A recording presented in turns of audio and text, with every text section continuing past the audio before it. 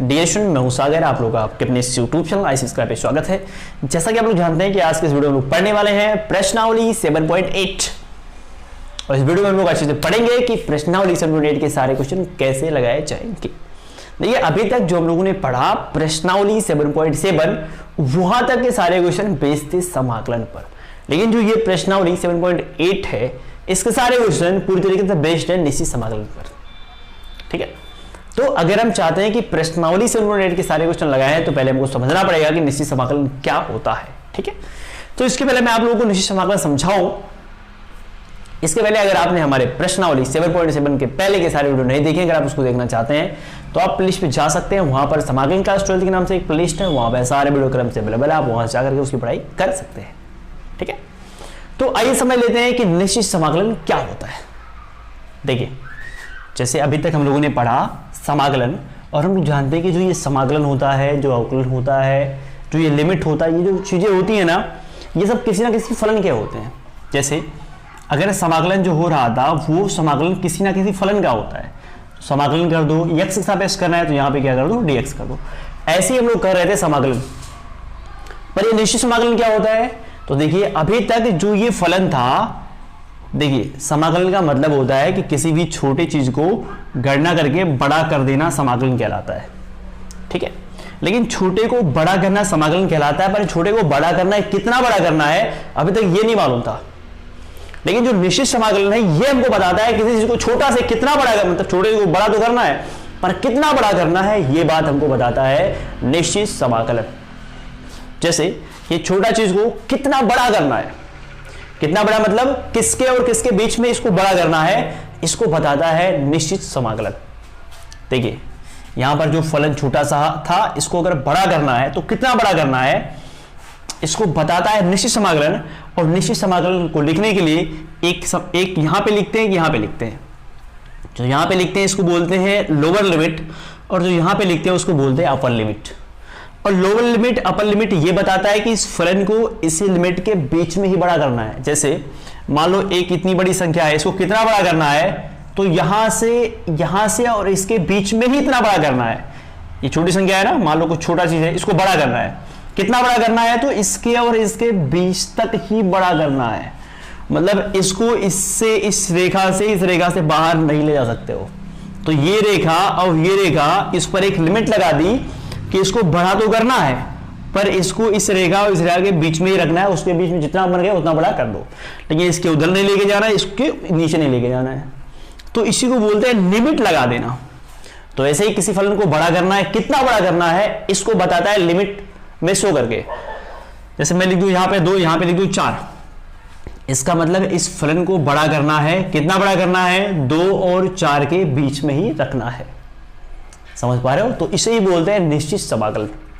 समाकलन क्या होता है? समाकलन हमको ये बताता है किसी भी छोटी चीज को बड़ा करना है, लेकिन निश्चित समाकलन हमको ये बताता है किसी भी छोटी चीज को बड़ा करना है, कितना बड़ा करना है, ये चीज बताता है निश्चित समाकलन। ठीक है, अब ये जो नीचे लिखा होता है ना, ये जो 2 और 4 है, ये एक लिमिट लगा रहे हैं कि इसको 2 और 4 के बीच में ही बड़ा करना है। तो दोनों लिमिट लगा रहे हैं, तो ये दोनों लिमिट है, लेकिन जो नीचे वाला है इसको बोलते हैं लोअर लिमिट, और ये जो ऊपर वाला है इसको बोलते हैं अपर लिमिट। इसको बोलते हैं निम्नतम सीमा, इसको बोलते हैं उच्चतम सीमा, इसको बोलते हैं अपर लिमिट, इसको बोलते हैं क्या, लोअर लिमिट। अगर मैं ऐसे लिख दूं, हाँ, फलन को हम लोग जानते हैं, फलन को किससे लिखते हैं, y is equal to fx, यानी फलन को या तो y से लिख लो या तो fx से लिख लो। तो मैं यहां पे फलन को लिखूंगा fx से। ठीक है, तो मान लो एक फलन है fx और इसका करना है समाकलन, तो यहां पे dx लगा दो, समाकलन तो हो गया। पर अगर हमको निश्चित समाकलन लगाना है तो निश्चित समाकलन करने के लिए जो लोअर लिमिट है उसको यहां पे लिखोगे, जो अपर लिमिट है इसको यहां पर लिखोगे, और ये है निश्चित समाकलन का सिंबल।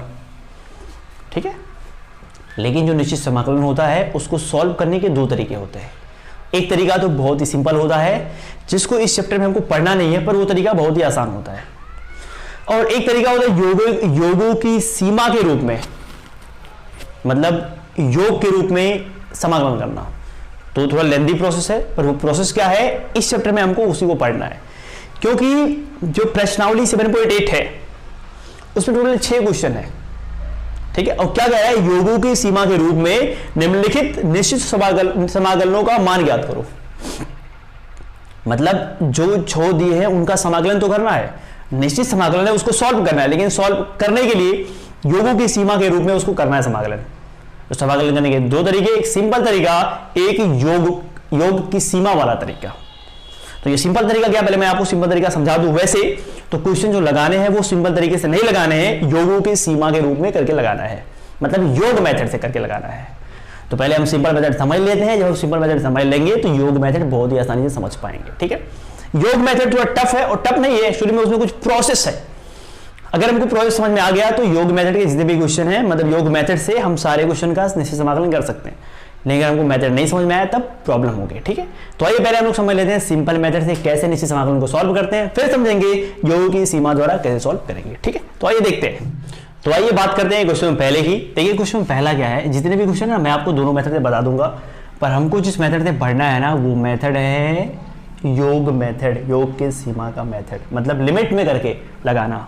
तो पहला क्वेश्चन जो है वो है इंटीग्रेशन, लोअर लिमिट a है, अपर लिमिट b है, यहाँ पर एक फलन है x और इसी का करना है समाकलन। ठीक है, तो इसको सॉल्व करना है लिमिट योग मेथड से, मतलब योग के सीमा बेस से, लेकिन हम लोग इसको सॉल्व करेंगे पहले सिंपल मेथड से। तो देखो सिंपल मेथड में क्या करते हैं ना कि सबसे पहले जो फलन दिया होता है उस फलन का कर लेते हैं समाकलन। सबसे पहला काम यही करता है कि जो फलन दिया रहता है उसका समाकलन कर लेते हैं। x का समाकलन करेंगे तो x के पावर n के फॉर्मूले पे हो जाएगा, तो आएगा x के पावर 2 बटा 2, यही तो आएगा।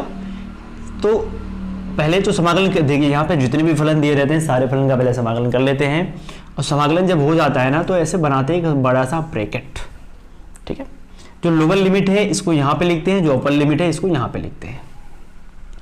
ऐसे क्वेश्चन जब हम फिक्स पढ़ते हैं तो फिक्स में आता है लोअर लिमिट अपर लिमिट, और हम लोगों ने अगर आपने फिक्स पढ़ा है तो फिक्स में लेसन 2 में, लेसन चुंबक में, वैद्युत में बहुत सारी जगह ऐसे आए हैं जहां पर हमको अपर लिमिट और लोअर लिमिट लेकर उसको सॉल्व करना पड़ा है।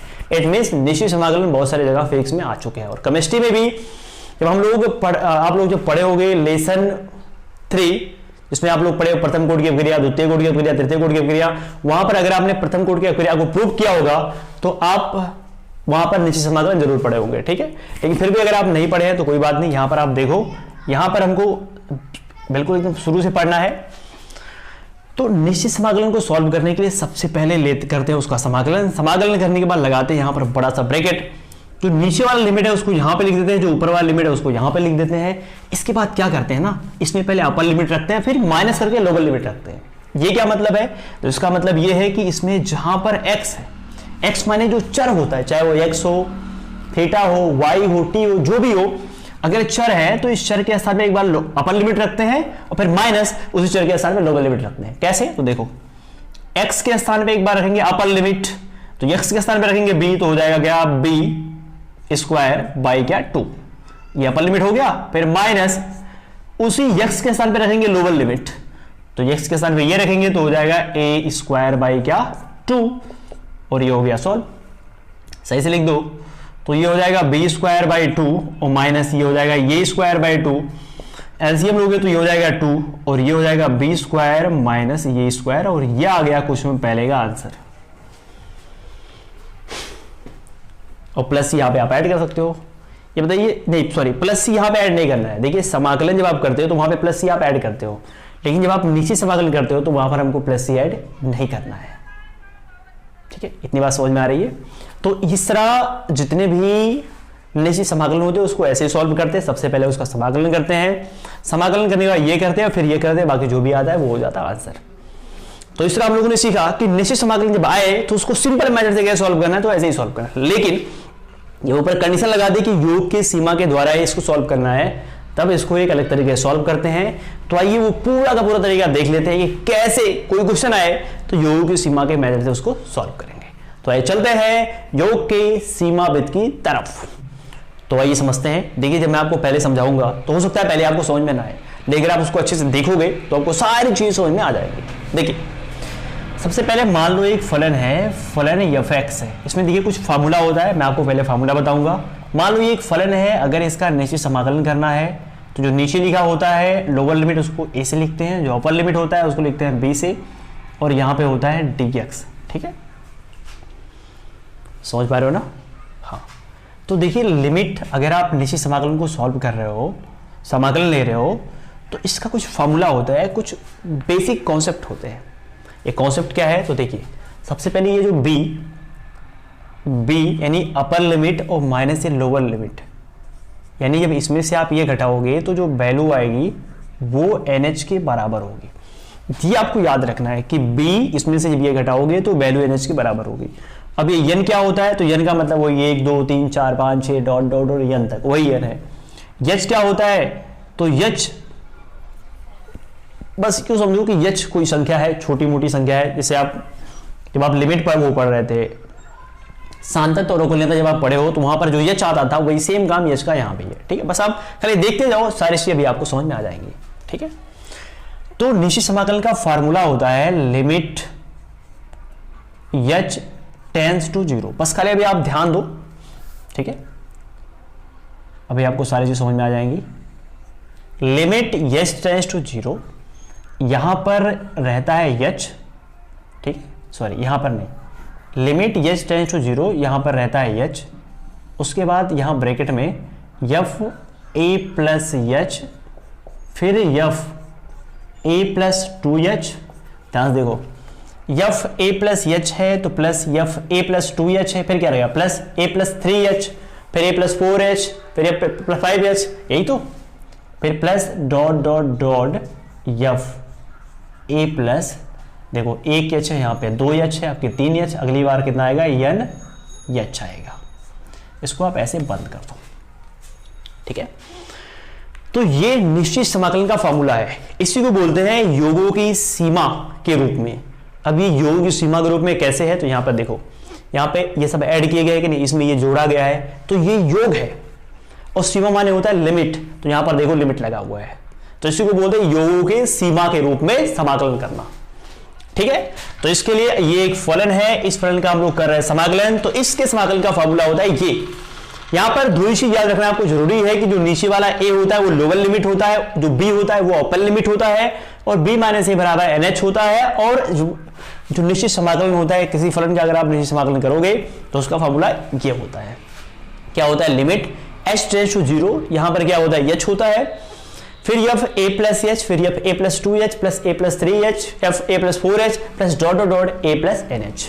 ठीक है, तो यहां पर दो चीजें इंपॉर्टेंट है, ये कि फॉर्मूला और दूसरा ये। अगर आपको ये दो चीजें समझ में आ रही है, मतलब कैसे आ रहा है ये सब मत देखो, बस ये चीजें और ये चीजें होती है, बस अभी आप ऐसे खाली देखो। ठीक है, तो अभी आपको पूरा फोकस करना है इन दो फॉर्मूले पर, ये फॉर्मूला और ये दो चीज। अगर आप इन दोनों पे अभी फोकस खाली कर लेते हो तो जितने भी क्वेश्चन है सारे क्वेश्चन को आप बहुत ही आसानी से सॉल्व कर सकते हो। ठीक है, तो आइए देखते हैं क्वेश्चन पहला। और मैं आपको एक चीज और बता दूं कि योग की सीमा के रूप में अगर आप समाकलन करके लगाना चाहते हो निश्चित समाकलन को, तो इसके लिए कुछ फार्मूले हैं, आपको मालूम होना बहुत जरूरी है। अगर वो फार्मूले आपको नहीं मालूम है तो आप इसको नहीं सॉल्व कर सकते। तो वो फार्मूले क्या है आइए बता देता हूँ। इन फार्मूले को आप क्लास फर्स्ट में पढ़ के आए हो। देखो, अगर मैं कह दूं 1 plus 2 plus 3 plus 4 plus dot dot dot dot n तक संख्याओं का योगफल निकालो, तो जब आप फर्स्ट में पढ़ के आए चैप्टर समांतर श्रेणी, तो वहां पर आप एक फार्मूला पढ़ के आए होगे। फार्मूला है n प्लस 1/2। अगर आपने नहीं पढ़ा है तो फिर भी आपको ये फार्मूले मालूम होने चाहिए। ठीक है, सेकेंड, अगर इसका वर्ग किया रहे, 1 का स्क्वायर, 2 का स्क्वायर, 3 का स्क्वायर, 4 का square plus dot dot dot plus n का स्क्वायर, अगर ऐसे जो प्राकृतिक संख्या है 1 2 3 4 ये जो सारी संख्या अगर इनका वर्ग किया रहे तो इनका फॉर्मूला क्या होता है, तो फॉर्मूला होता है n प्लस 1 2n प्लस 1 और बटा होता है 6।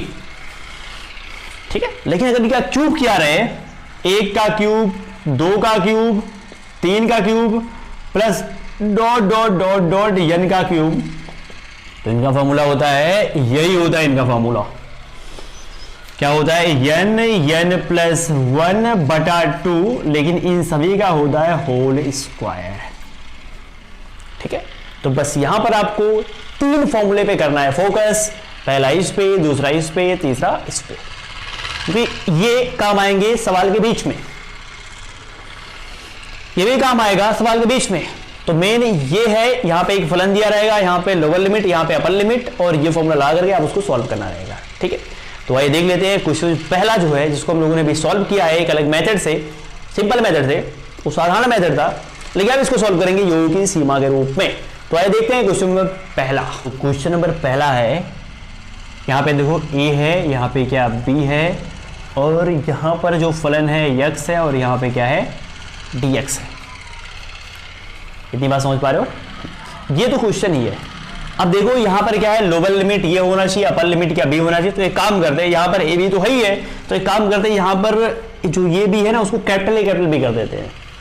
तो ऐसा मान लेते हैं कि कैपिटल A बराबर क्या है, स्मॉल ए है, और जो अपर लिमिट कैपिटल B बराबर क्या है, स्मॉल b है। इतनी बात समझ पा रहे हो? और ये जो फलन है, फलन ये देखो, ये फलन की वैल्यू क्या है, fx बराबर क्या है, x है। ठीक है, इतना बात क्लियर हो गया।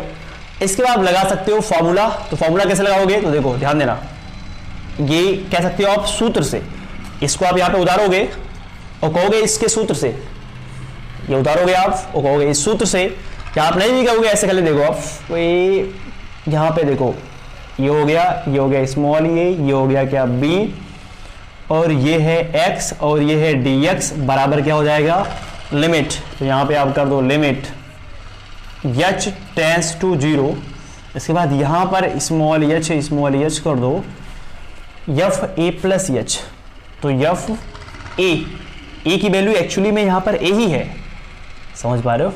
जैसे यहाँ पर ये है तो वही ये है, तो यहाँ पे वैल्यू a ही है, तो क्या हो जाएगा, a ही हो जाएगा, a प्लस s तो h ही रहेगा, और plus f a plus 2h और plus dot dot dot f a plus यानी h, और इसको आपको बंद कर देना है। इतनी बात समझ में आ रही है ना? चलो आगे देखते हैं कैसे लगाओगे। अब यहाँ पर मेन चीज है कि f a प्लस s का मान मालूम होना चाहिए, f a प्लस 2s का मान मालूम होना चाहिए, plus dot dot dot f a plus ns का मान मालूम होना चाहिए। अब मालूम करके यहाँ पे रख देना है। अब मालूम कैसे करोगे, तो ध्यान से देखो, चूंकि fx बराबर क्या है, fx बराबर है x, इसका मतलब यहाँ पे x है तो यहाँ भी क्या है, x है।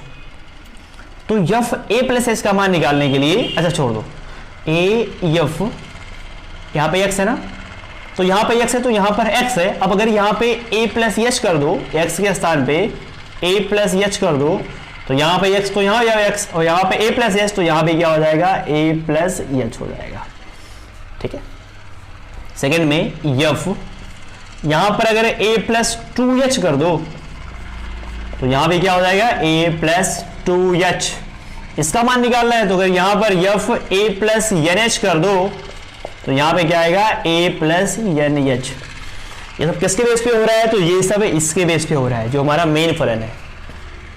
क्योंकि यहाँ पर x है तो यहाँ भी x है, यहाँ पर a प्लस h तो यहाँ भी a प्लस h, यहाँ पे a प्लस 2h तो यहाँ पे भी a प्लस 2h, यहाँ पे a प्लस nh तो यहाँ पे क्या है, a प्लस nh है। इतनी बात समझ में आ रही है ना? इसमें ये सारे मान को उठाओ और यहाँ पे आप रख दो। अच्छा हाँ, एक मिनट, a की वैल्यू क्या है, a है, b की वैल्यू क्या है, b। इसके बाद b माइनस a की वैल्यू निकालनी है हमको। तो यहाँ पर b क्या माने हो, कैपिटल B, और माइनस a को क्या माने हो, कैपिटल A। तो b में b माने क्या, b माने स्मॉल b, और ये माने क्या, कैपिटल ये। तो इस तरह जो b माइनस a की वैल्यू है वो क्या है, b माइनस a ही है। इतना हो गया ना? इसके बाद आप इन सब मान को उठाओगे और यहाँ पे रखोगे। तो नीचे तो स्पेस है नहीं, इसलिए पहले इसको मिटा लेते हैं, और मिटाने के बाद इसको सॉल्व कर देते हैं ऊपर।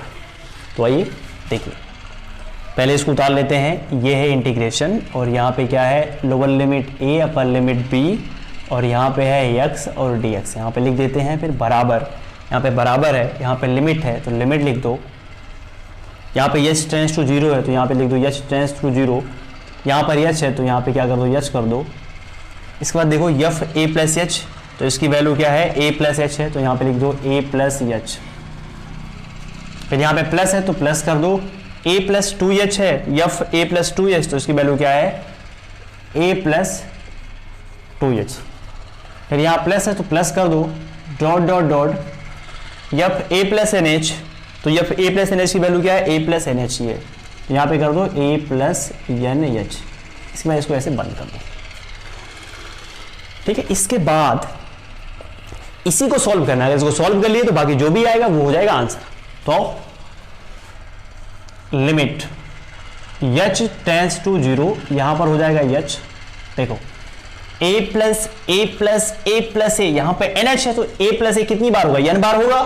तो देखो जब भी अगर 2 प्लस 2 प्लस 2 प्लस 2 प्लस 4 बार जोड़ोगे ना, तो 4 बार जोड़े हो तो 4 हो जाएगा, और गुणे दो दो को जोड़े हो तो यहां पर गुणे क्या हो जाएगा, 2 हो जाएगा। अगर मैं कहूं 3 प्लस 3 प्लस 3 प्लस 3 प्लस 3, कितनी बार जोड़े हो, 5 बार जोड़े हो तो 5 कर दो, और किसको जोड़े हो, 3 को, तो यहां पर कर दो 3। बस यहां पर a प्लस ए कितनी बार जोड़े, n बार जोड़े हो ना, तो n लिख दो, और किसको जोड़े हो, a को जोड़े हो, तो यहां पे क्या कर दो, n नहीं कर दो।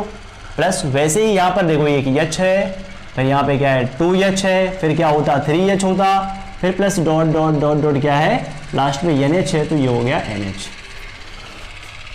इतनी बात समझ में आ रही है। हाँ चलो आगे देखो, लिमिट h टेंस टू 0, और यहां पे हो गया h, देखो ये है n ये, और प्लस मैं आपको बता दूं h अगर सब में से h कॉमन ले लिया जाए तो यहां पे हो जाएगा 1, यहां पे हो जाएगा 2, यहां पर हो जाएगा 3, प्लस डॉट डॉट डॉट यहां पर हो जाएगा n, और इसको आप बंद कर सकते हो। इसके बाद ये हो गया लिमिट h टेंस टू 0, देखो h का ना अंदर आप मल्टीप्लाई कर सकते हो, तो अंदर मल्टीप्लाई करोगे, देखो हमको कई तरीके से ना, अच्छा हाँ एक चीज मैं भूल गया आपको बताना कि जो b माइनस ए की जो वैल्यू थी वो NH के बराबर थी, NH के बराबर थी। तो b माइनस ए की वैल्यू NH के बराबर, किसी भी तरीके से आपको अंदर NH ले आना है। तो अभी रहने दो H को, यहीं पे रहने दो आप, और ये क्या है Na है, प्लस यहाँ पर क्या है H है, और ये 1 2 3 4 प्लस डॉट डॉट n तक, इसको आप जोड़ोगे तो क्या आएगा n प्लस 1 बटा 2 आएगा ना। यहाँ पे क्या कर दो आप n प्लस 1 और बटा यहाँ पे आप कर दो 2, इसको आप ऐसे बंद कर दो। नीचे में थोड़ा सा मिटा देता हूँ, इसके बाद मैं आपको बताता हूँ। देखिए फिर है लिमिट h टेंस टू 0, अंदर मल्टीप्लाई करोगे ना, तो अंदर मल्टीप्लाई करोगे तो ये हो जाएगा NH, और ये है, इसको आप ऐसे रहने दो। देखो एक ये h है, ये n है, तो इसको मिला दो एक साथ, NH कर दो, और जो h बाहर से आ रहा है ना उसको अंदर डाल दो। अंदर डालोगे तो क्या हो जाएगा, यहाँ पर n है ही है, h हो जाएगा, और प्लस s का जब 1 में गुणा करोगे तो क्या हो जाएगा, ये h हो जाएगा। इतनी बात समझ पा रहे हो। और यहाँ पे बटा 2 है, बटा 2 कर दो, ठीक है। इसके बाद देखो यस की वैल्यू 0 हम तब तक नहीं रखेंगे जब तक कि सबको NH के रूप में कन्वर्ट नहीं कर लेंगे। अब देखो सब NH हो गया ना, अब कोई ऐसा n नहीं बचा जिसके पास H ना हो। देखो H है एक्स्ट्रा, उसको छोड़ दो, इसमें जितने भी n है सब n के पास H आना चाहिए, तो सारे n को मैंने S दे दिया, ठीक है। इसके बाद लिमिट h टेंस टू 0, इसके बाद देखो NH की जो वैल्यू आई थी वो b माइनस ए के बराबर थी, तो NH के स्थान पे क्या हो जाएगा, b माइनस ये, बाहर ये है तो ये कर दो, प्लस NH की वैल्यू किसके बराबर है, तो बराबर है b माइनस ए, तो b माइनस ए के बराबर कर दो। फिर ब्रैकेट में जो है n माइनस एच, इसकी वैल्यू किसके बराबर है, b माइनस ए की, यहाँ पे प्लस एच है तो प्लस एच कर दो, और ब्रैकेट ऐसे बंद कर दो, और बड़ा कर दो क्या 2, इसको आप घेर दो। इसके बाद क्या करना है, जब इतना हो जाए, जब NH की वैल्यू आप रख दो, समझो, जब आप NH की वैल्यू जो भी है, जो b माइनस NH की वैल्यू जो भी निकाले हो, जब उसको आप फाइंड करके यहाँ पे रख दो, उसके बाद आप H की वैल्यू 0 रख सकते हो। उसके पहले अगर आप H की वैल्यू 0 रख दी तो फिर आप बात चाहोगे। इसके बाद आप H की वैल्यू 0 रख सकते हो, तो कह सकते हो H बराबर 0 रखने पर ध्यान देना है कि H की वैल्यू 0 के बराबर अब रखना है, जब NH की वैल्यू रख दोगे तब। तो यहाँ पे क्या हो जाएगा, यहाँ पे हो जाएगा b माइनस ये, और जैसे रखोगे ना ये लिमिट सब गायब हो जाएगा, और यहाँ पे क्या है a हो जाएगा प्लस, और यहाँ पे क्या है b माइनस ये, और यहाँ पे क्या है b माइनस ये, h की वैल्यू 0, ये सब गायब हो गया, और बटा क्या हो जाएगा 2 हो जाएगा, ठीक है। इसके बाद ना देखो b माइनस ये कॉमन है, कॉमन है कि नहीं, तो b माइनस ये आप कॉमन ले सकते हो, या कुछ ना करो एलसीएम ले सकते हो, कॉमन ले लो, b माइनस ए कॉमन ले लोगे तो यहाँ पे क्या बचेगा, a बच जाएगा, और यहाँ पे क्या बचेगा b माइनस ए, और बटा 2a, और बटा 1 कर दो आप, b माइनस ए एलसीएम लोगे तो क्या आएगा 2 आएगा, ये हो जाएगा यहाँ पे 2a प्लस ये b माइनस ए। इसके बाद देखो ये b माइनस ये है, और यहाँ पे ये b है, 2a में से ये जाएगा तो हो जाएगा a, और बटा क्या हो जाएगा 2, देखो a plus B, A minus B का बन गया फॉर्मूला, तो क्या होता है a square minus B square, तो एक बार b का स्क्वायर कर दो, यहां पे देखो b का स्क्वायर माइनस a का स्क्वायर बटा 2, ठीक है। तो कुछ समय पहले को जब हम लोगों ने सिंपल मेथड से लगाया था तब भी आंसर आया था b square minus a square by 2, और अभी भी आंसर आया b square minus a square by 2। तो इससे हम लोगों ने कुछ पहला देख लिया, ठीक है। और मैं आपको क्वेश्चन में दूसरा भी बता देता हूं, तीसरा भी बता देता हूं। तो ये देख लेते हैं क्वेश्चन नंबर 2। तो देखिए ये है क्वेश्चन नंबर 2, और इसको लगाने के दो तरीके, पहला सिंपल मेथड। तो पहले मैं आपको सिंपल मेथड लगा के बता दूं। देखिए सिंपल मेथड लगाने के लिए सबसे पहले जो अंदर दिया होता है उसका समाकलन करते हैं, समाकलन करने के बाद फिर जो करना होता है उसको करते हैं। तो आइए पहले समाकलन कर लेते हैं। समाकलन करोगे, देखो ऐसे आप इसको लगा सकते हो, और लगाने के बाद नीचे लोअर लिमिट है 0, ऊपर की अपर लिमिट 5 भी सकते हो। समाकलन करोगे तो x का समाकलन करोगे तो आएगा x स्क्वायर बाई 2, और प्लस a का समाकलन करोगे तो आएगा x।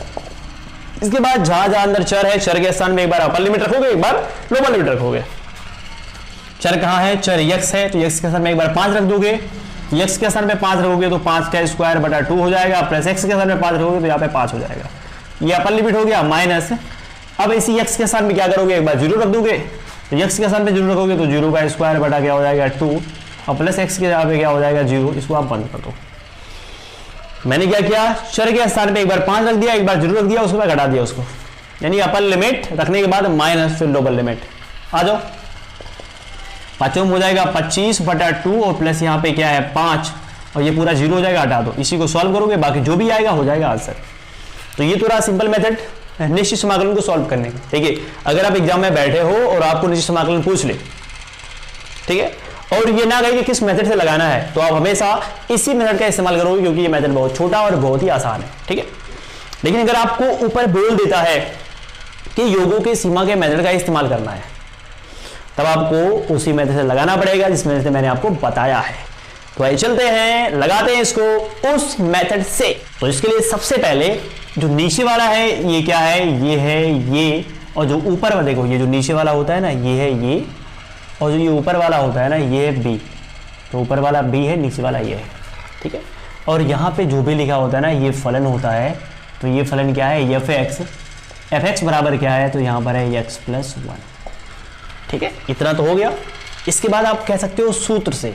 सूत्र क्या है, तो सूत्र होता है, मैंने आपको बताया था, फलन यहाँ पे एफ एक्स होता है, यहाँ पर a होता है, यहाँ पर b होता है, यहाँ पर dx होता है, और फॉर्मूला होता है लिमिट h टेंड्स टू 0। देखिए ये फॉर्मूला बहुत ही आसान है, इसको आप 4-5 बार लिख लिख के जब प्रैक्टिस करोगे तो फॉर्मूले आपको आसानी से याद हो जाएंगे। और हाँ, जब a की वैल्यू निकल जाए, b की वैल्यू निकल जाए, तो यहाँ से आपको b माइनस a की वैल्यू निकालनी होती है, और b माइनस a की वैल्यू क्या होती है, nh के बराबर होती है। b की वैल्यू कितनी है, 5 है, a की वैल्यू 0 है, 5 में 0 घटाओगे तो कितना आ जाएगा, nh की वैल्यू आ गई 5। पहले आप ऊपर इतना कर लोगे, फिर यहाँ पे लिखोगे फॉर्मूला, यहाँ पे क्या है a प्लस एच, और फिर फलन a प्लस 2h, और plus dot dot dot a plus nh।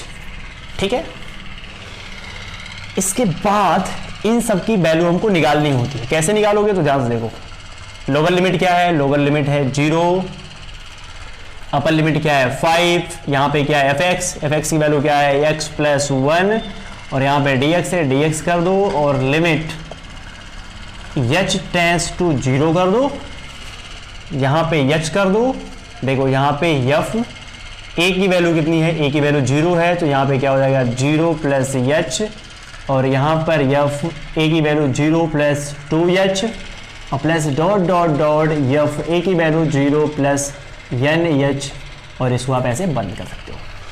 इसके बाद इसका मान निकाल करके यहीं पे पुट कर देना है, उसके बाद सॉल्व कर देना है। तो कैसे करोगे सॉल्व, देखो एफ एक्स की वैल्यू क्या है, तो कह सकते हो चूंकि एफ एक्स बराबर क्या है x प्लस 1 है। ठीक है, देखो यहाँ पर x है तो यहाँ भी x है, तो अगर यहाँ x के स्थान पे क्या दोगे 0 प्लस h, तो देखो यहाँ पर x, तो यहाँ पर x है, तो यहाँ पे अगर 0 प्लस h है तो x के स्थान पे क्या हो जाएगा 0 प्लस h हो जाएगा, बाकी प्लस 1 तो रहेगा ही रहेगा।